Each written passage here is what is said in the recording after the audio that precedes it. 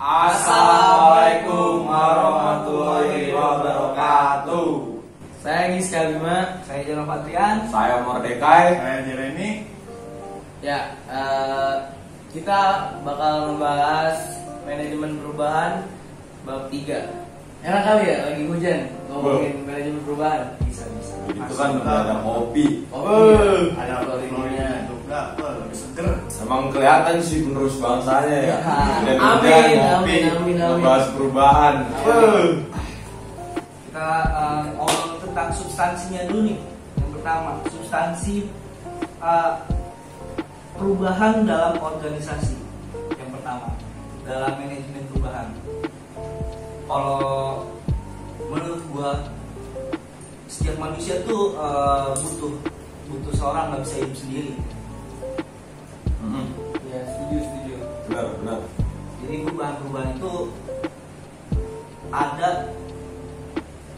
untuk apa ya? Untuk evaluasi entah tentang di organisasi atau di sendiri juga bisa. Kalau menurut lu gimana? Kalau menurut gue perubahan itu pasti harus dilakukan sama setiap manusia.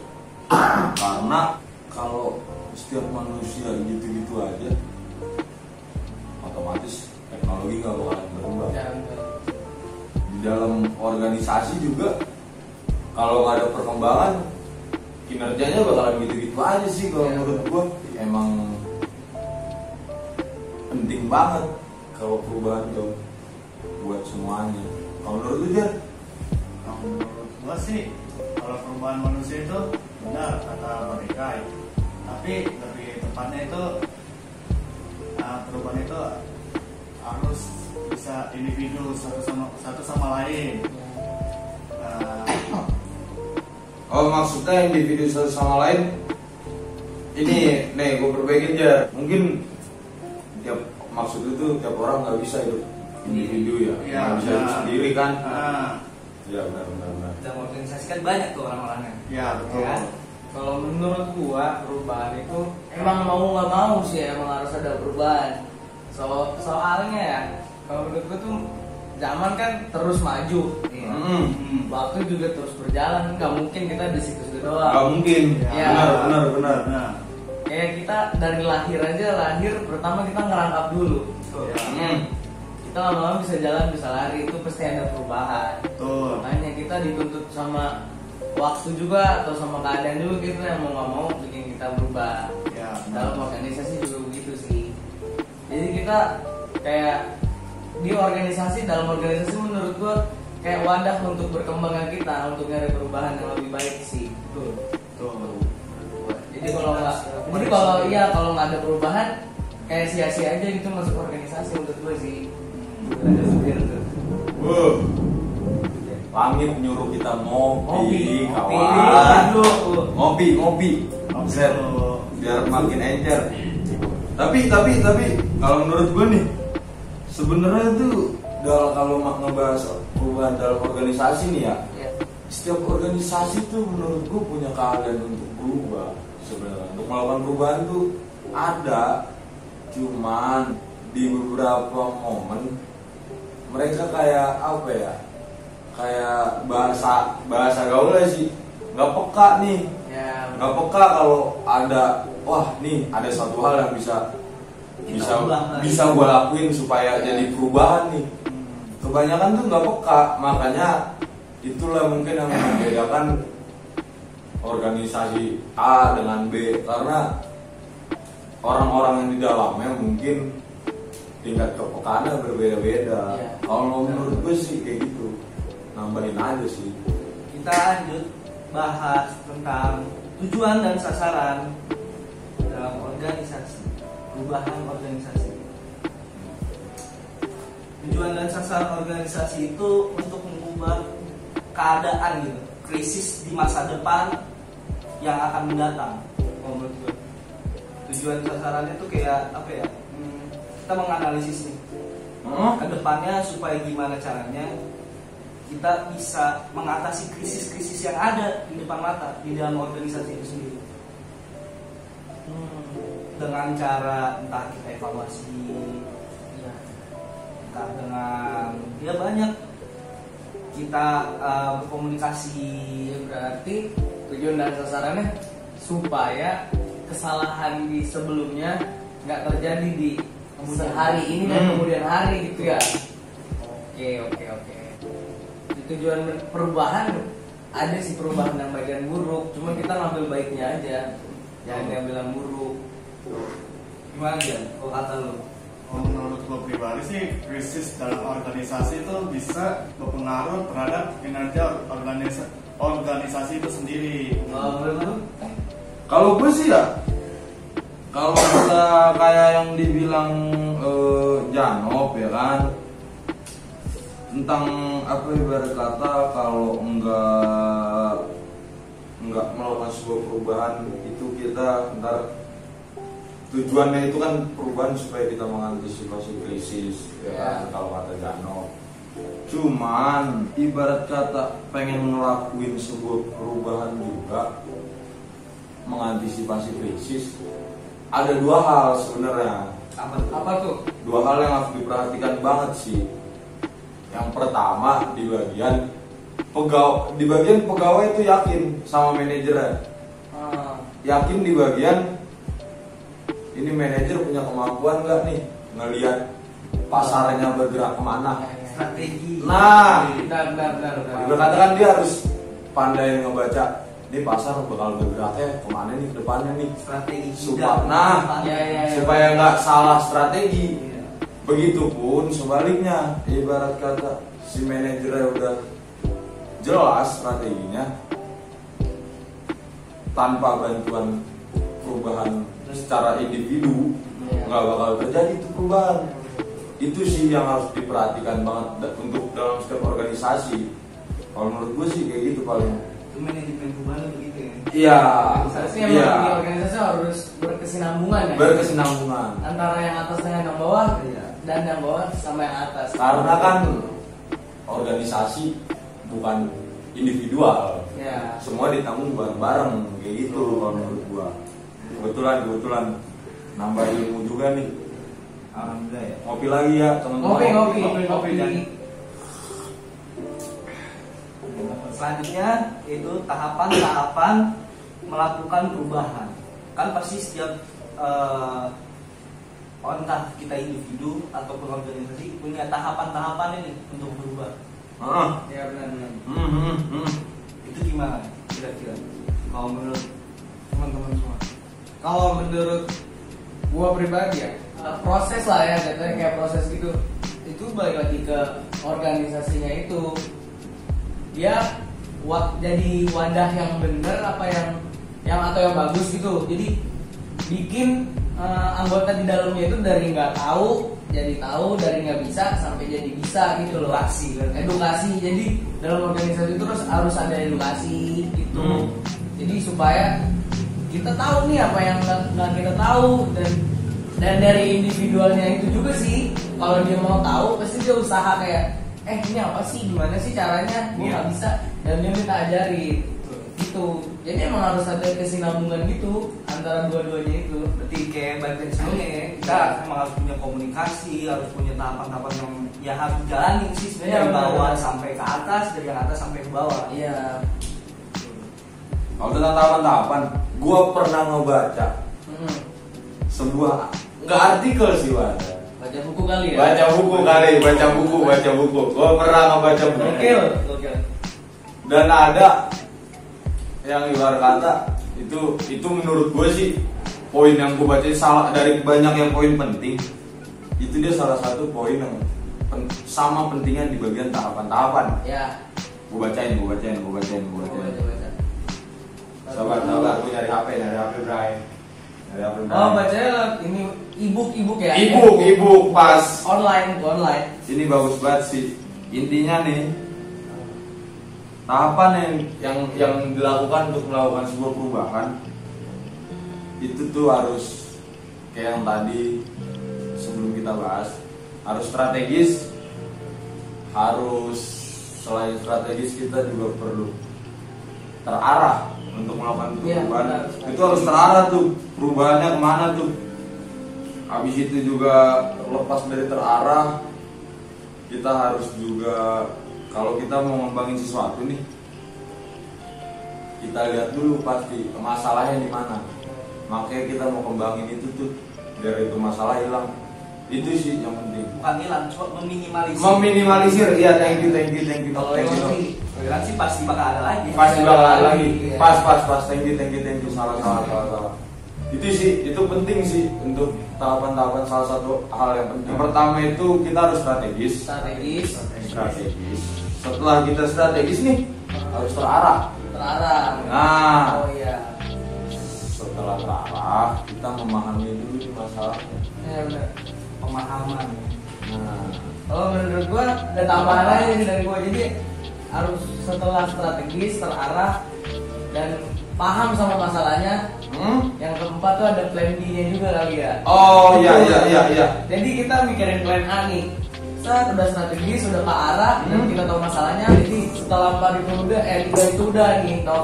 Kita kan itu pasti rencana pertama. Nah kita harus ada rencana kedua atau ketiga. mengantisipasi. Iya itu. Pasti hal-hal yang tidak diduga. Iya. Pas. Emang harus ada solusi lain kan, udah ada plan B-nya seharusnya gitu menurut gua. Cuma kalau menurut dia, yang gua masuk dari tangkapan dari si Deka itu maksudnya itu kan tadi apa kayak yang pertama Strategis. Nah ini yang perlu diinginkan itu dari strategis itu harus kembangin. Disusun. betul. Terus apa lagi ya? Apa dikit lagi? Dirancangkan strategis itu biar strategisnya itu lebih terjamin strategi. Iya, jadi lebih matang itu ya. Lebih matang. Iya. Benar. Jadi emang harus punya strategi yang matang juga. Dipikirin baik-baik banget sih. Iya. Berarti, ya. Emang nggak boleh mentah aja gitu. Betul. Apalagi Jar, yang kedua kan menurut gua yang tadi buku yang gua baca kan harus terarah. Arah. Gimana pendapat itu kalau itu? Kalau cara itu Mungkin ini aja ya, terarah tuh kita tahu tujuan dan apa ya, dan Tujuan sasaran, kesana. tujuan sama sasaran itu kemana kali Hmm. gitu ya. Menurut gue aja sih, jadi kan ke arah nih, jadi tujuannya kita misalkan kemana, kita Arahnya ke depan. ya kita ngembangin ke misalkan ke mahasiswa via, kita ngembangin mahasiswa via dan segala macam, sasarannya juga mahasiswa via gitu, tujuannya dan sasarannya mungkin seperti itu kalau yang gue tangkap. Kalau lu kayaknya lu enggak sejarah boleh dah. Udah kayak pengen ngomong, Bray. Ngomong. Ntar gua. Santai ini cuma ngobrol santai, Bray. Enggak. Kalau emang tentang masalah seperti itu ya tadi bilang kayak benar, apalagi ditambah sama mantan kan. Strategis, tahapan-tahapannya tuh banyak sebenarnya dari yang sebelumnya kita banyak kesalahan sampai kita gimana caranya meminimalisir kesalahan. Yang kedepannya kita bisa lebih baik lagi dari sebelumnya. Tahapan-tahapannya juga ya lumayan cukup berat sih kalau bisa dibilang karena banyak apa mungkin Struggle gitu ya. struggle pasti ada. Cuma gimana caranya menyusun strategi, ya kan? Terus gimana caranya kita supaya terarah di depannya. Kita dibilang Merdeka sama Maman. Gue sih ya sepakat sih sama hal itu. Setelah terarah sih kalau benar yang sama.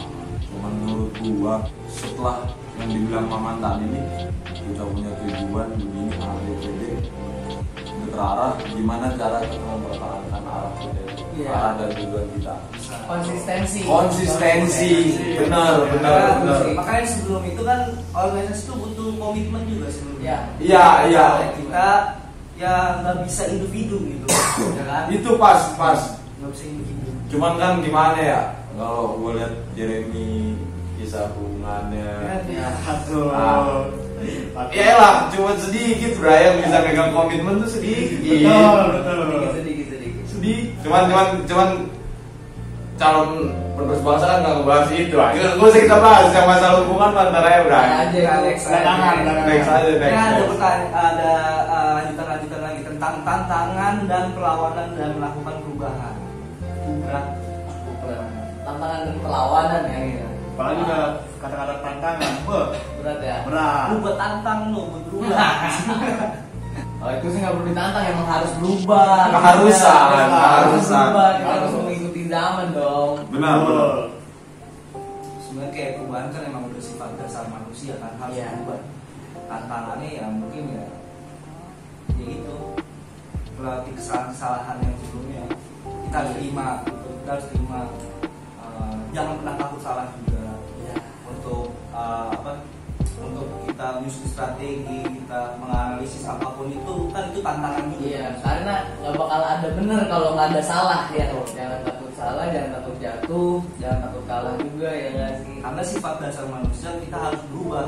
Iya. Betul. Dari yang sebelumnya kita ada nih kesalahan kita, jangan kita enggan salah, kita terima, kita evaluasi, kita bikin perubahan. Cuman kadang lu ini sebelum kita ngebahas di segi organisasi lah ya, Ya. Ya. tantangan itu ya, kita ngebahas pribadi aja lah dulu ya, ibarat kata diri kita masing-masing. Ya. Kalau gua ngerasanya tantangan dan perlawanan dalam melakukan perubahan berbeda kayak gimana ya, padahal diri gua doang nih nyatu nih di satu tubuh, cuman sering hati sama pikiran tuh kayak beda pendapat, Perang batin. itu Aduh. Susah tuh, susah Itu banget. itu tantangan banget. Iya. Hati, pikiran, perkataan beda semua. Beda semua. Akhirnya apa? Nggak ada perubahan. Iya, bener. Itu susahnya tantangannya di situ. Itu tuh. susahnya tantangan. Tantangannya di situ. Cuman sebagai manusia Pasti ada kemauan. pasti ada kemauan. Oh. Gagal di hari ini kan bukan berarti kita nggak boleh nyoba lagi dari ya. Iya, Nah itu Bray. Kita harus mendorong terjadinya perubahan di dalam diri kita sendiri. Nah masa gini aja. Ya, jangan dong. gitu. Jangan Gini dong. aja. Jangan. Harus perubahan, Bray. Gimana aja perubahan tuh, kalau menurut tuh kita tantangan dan perlawanan buat diri lu sendiri dulu. Iya, buat diri lu sendiri aja dulu. Gua aja dulu kali ya. Boleh. Kalau gua menurut gua sih sama kayak yang kayak tadi. Kayak kita tuh mau misalkan kita mau sehat gitu. Ya. Olahraga kan. Tantangannya tuh olahraga dan dan hidup sehat, tapi kita kan males itu. Dan harus dilawan. Dan harus dilawan supaya kita hidup sehat, olahraga itu perumpamaannya aja ya. Itu dan juga di organisasi itu kayak tantangannya ya kita harus tahu apa yang ada di organisasi itu. Harus mencoba. Iya, itu harus mencoba supaya kita tahu, Ya. supaya kita nggak di situ-situ aja, nggak gini-gini aja gitu loh. Dan tantangan lainnya tuh ya banyak, ada banyak pemikiran dari kepala ke kepala. Iya. Sebuah tantangan gimana cara kita mempersatukan kepala. Iya, benar sekali. Gimana ya? Kalau menurut gua sih pribadi tantangan itu perubahan yang tadi dibilang si Maman, tantangan benar. Yang tadi apa Man sebelumnya yang kesehatan. Iya, itu perumpamaan. Perumpamaannya kan kesehatan benar.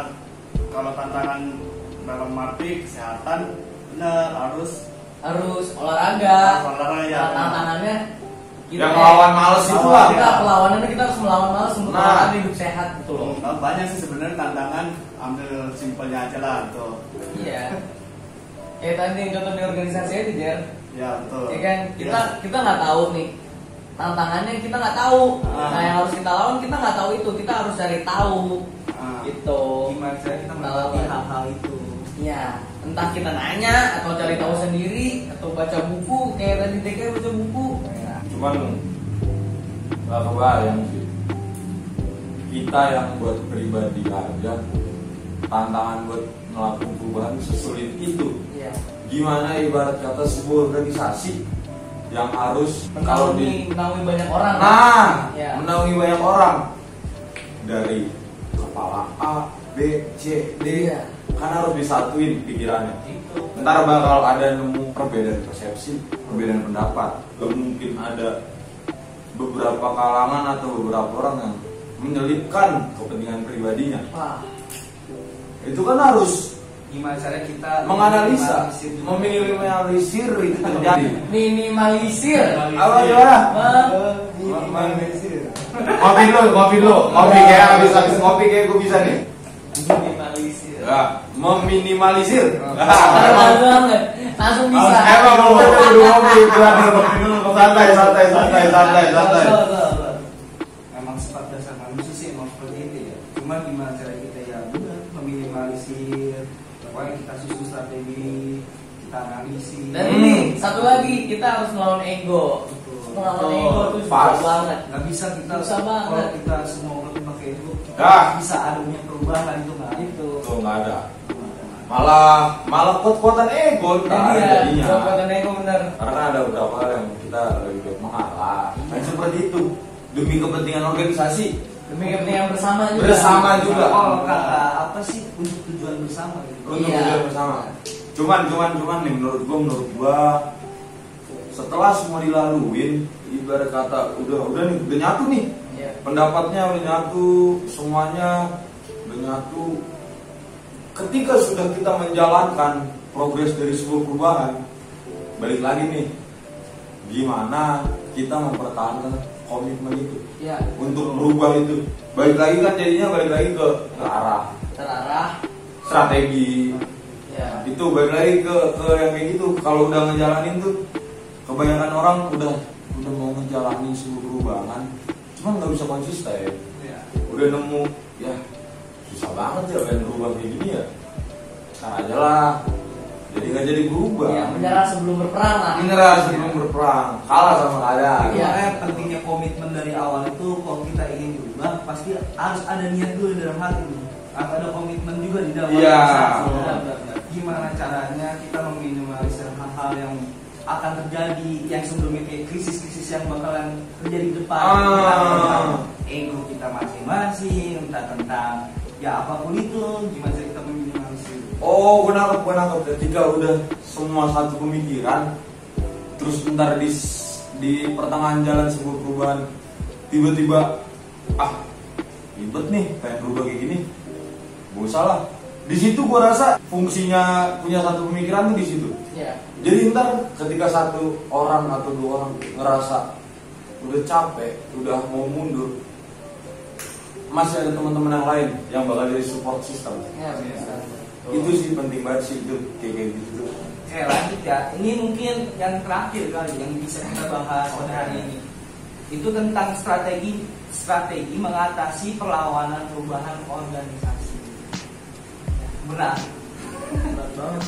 berat sih memang Melawan dan organisasi. Mohon maaf buat yang nonton, saya ngopi mulu. Mohon maaf banget. iya lagi bilang kongkong Emang mana ya kadang tuh setangkir kopi bisa Paling pas membuat. hujan. Ayo lah Jer, gue lagi ngejelasin kopi.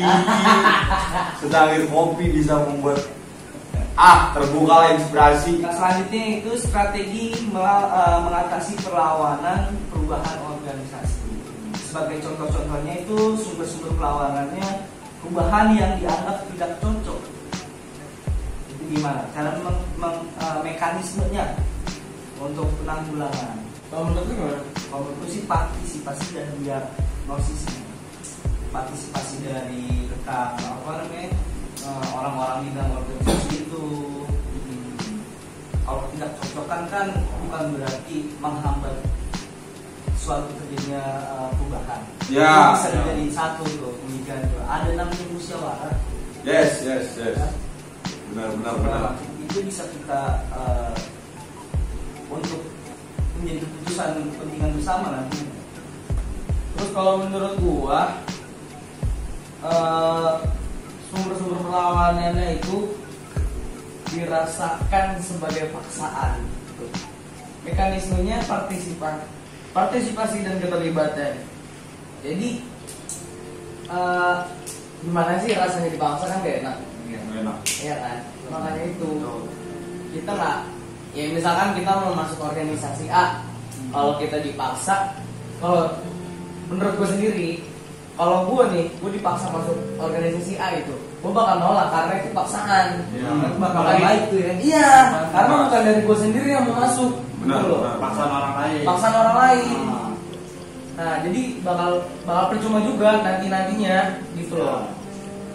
Jatuhnya kita kerja di organisasi itu jadi terpaksa. Jadi sia-sia. Iya, bukan karena wah gue pengen kerja nih di sini gitu. Ya karena aku dipaksa nih kerja di sini mau nggak mau. Nah itu kan ntar persepsinya jadi lain gitu. Ntar jadi malah beban sendiri. Iya, Jadi ada beban moral. Iya munculnya masalah-masalah baru. Iya benar. Itu salah satu meminimalisir sih, jangan sampai ada paksaan. Iya aja nggak boleh. Justru bukan jangan sampai, emang harusnya nggak boleh kalau menurut gua ya.